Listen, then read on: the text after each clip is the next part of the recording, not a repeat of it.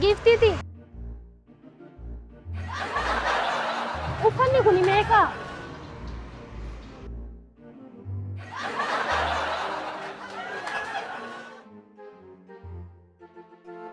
Uffanni kun meeqan jedhee?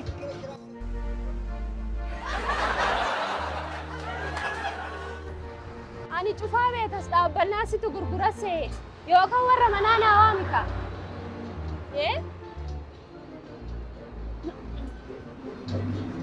Yaara.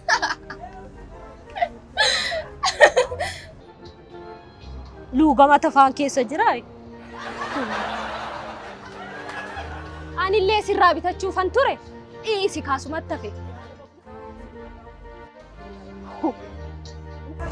Sisi! Kootu!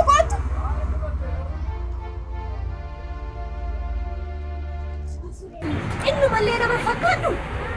Maana jalaani? Tuffiidha moo maali hojisa? Lakki, ishiin hin dubbattu. Hin dubbattu? Maaliif hin dubbattu? Hin duute. Hin duute. Maal jette?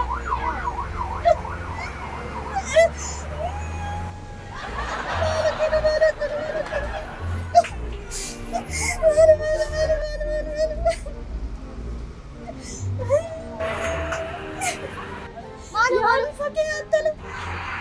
Yaa bifoota. Yaa bareedina. Callisi maal callisi maal ositti ni jedhi callisi. Akkamitti callisa? Yaa ijjannaa kee maal affannaa kee antalo. Maal callisi. Yeen kalato maal taate jedhee? Wanti isheen yaadde hundumtuu iyyuu wanti isheen karoorfatte galma ga'uufiin hin arrifatte duute. Ani kanan jedhu erga duute ammanii? Waggaa 3 darbeera. Yeen kalato afatu umuriin ishee meeqa? Waggaa 27. Yaa jorqaatu. Ingenya na jorqaatu man baay'eesiyam. Maala. Afatu. Ati maan boonyere? Nama beekne fuupha uume? Kanaaf ammoo ani jala kanaaf ana boomiti ilmaa dhuftu na qabusi. Kasi kanatti hin boonye.